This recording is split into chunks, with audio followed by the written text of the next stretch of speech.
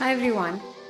It's very aptly said that कुछ पाने के लिए कुछ खोना होता है। बहुत बार हमने ये सुना होगा, बट आज इसकी गहराई समझने की ज़रा कोशिश करो। You all are working, you want to earn a professional degree और a certificate, whatever you may call, और उसका एक ये छोटा सा स्टेप है that you want to clear your upcoming December 23 examination. बहुत ही अच्छा और बड़ा सपना है हमारा, एक एम है हमारा, जिसको हम अचीव करने के लिए छोटे छोटे स्टेप्स को पूरे कर रहे हैं। बट इसको अचीव करने के लिए सवाल ये उठता है कि आप क्या खोने को तैयार हो। आपको कुछ तो छोड़ना पड़ेगा। तो हम क्या छोड़ना पड़ेगा? हमको फ्रेंड्स, हमको वो फैमिली की मस्ती, जो टीवी, सोशल मीडिया, रील्स, 10 घंटे की नींद, most importantly at this particular point of time, because अब आपके पास हार्डली 15 दिन बचे हुए हैं अपने एग्जाम्स के लिए। And if you still are distracted by any of these, भूल जाओ द टेस्ट ऑफ सक्सेस। क्योंकि अगर ये नहीं छोड़ोगे तो वो पा नहीं पाओगे, because as I aptly said, कुछ पाने के लिए कुछ खोना पड़ता है।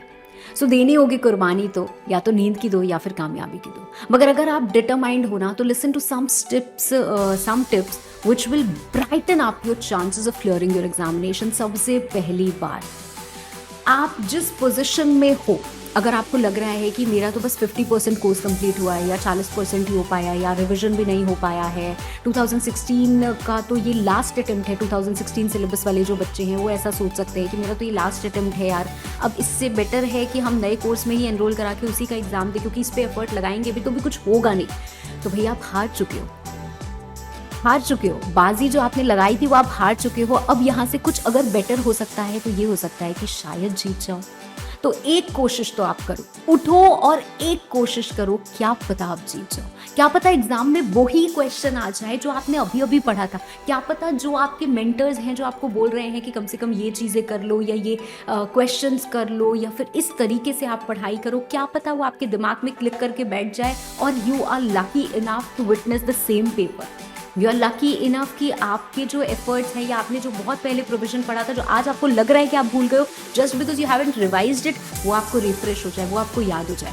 तो सबसे पहला काम हमें क्या करना है? हमें एक पॉजिटिव माइंडसेट डेवलप करना है, और rather I should say positive winner mindset develop करना है कि हाँ, हम करके दिखाएंगे, कुछ भी हो जाए, we are going to do it, no matter what may come, no matter कितना भी हम डिप्रेस हो जाए बाय द थॉट्स कि अरे यार हमने तो कुछ पढ़ा ही नहीं है, the course is too vast, इतना सारा सिलेबस है, कैसे होगा, इतने सारे सब्जेक्ट्स हैं।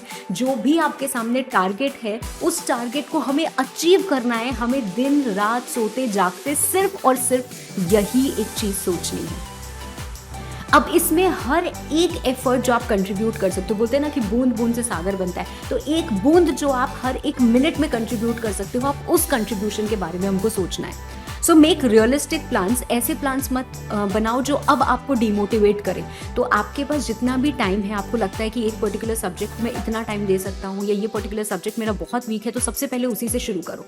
ठीक है, थोड़ी स्मार्ट स्टडीज़ करनी पड़ेगी। स्मार्ट स्टडीज़ में आपको 2 चीज़ों का ध्यान रखना है। पहली ये कि जो आप पढ़ चुके हो उसको रिवाइज ज़रूर करो, बिकॉज अक्सर बच्चे ऐसा करते हैं कि ये तो हम पढ़ चुके हैं, काम करते हैं, ये भी पढ़ लेते हैं, ये भी पढ़ लेते हैं, ये भी पढ़ लेते हैं। So don't refer to new materials and don't even refer to something that you haven't red.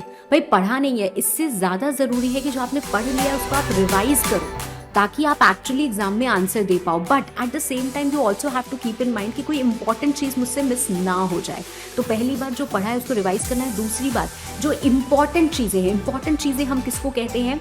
जो आपके MTPs रिलीज़ हुए, जो आपके I wouldn't say past year के क्वेश्चंस, बट वो भी कहीं ना कहीं इंपॉर्टेंट रोल प्ले करते हैं। जो कभी कभी एक्सपेक्टेड क्वेश्चंस हमें लगते हैं, जैसे important set of questions that we release for you, right. तो ऐसी चीज़ों को छोड़ना नहीं है। ऐसे क्वेश्चंस के जो मटीरियल होते हैं उनको ज़रूर ध्यान में रखना है।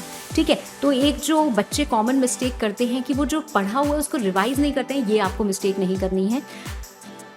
Positive mindset, continuous effort with whatever time is left, and referring or you can say smart study। ठीक है, तो ये 3 चीज़ें आपको एक्चुअली आपके इस विक्ट्री से एक स्टेप क्लोजर लेके जा सकती है। तो आपको याद रखना चाहिए बच्चों, सफल होने से पहले स्ट्रगल करना पड़ता है। CMA बाद में बनते हैं, पहले पढ़ना पड़ता है। तो बस इतनी सी गुजारिश है कि पढ़ो, जो भी वक्त बचा है उसमें सिर्फ और सिर्फ पढ़ो। Wish you all the very best.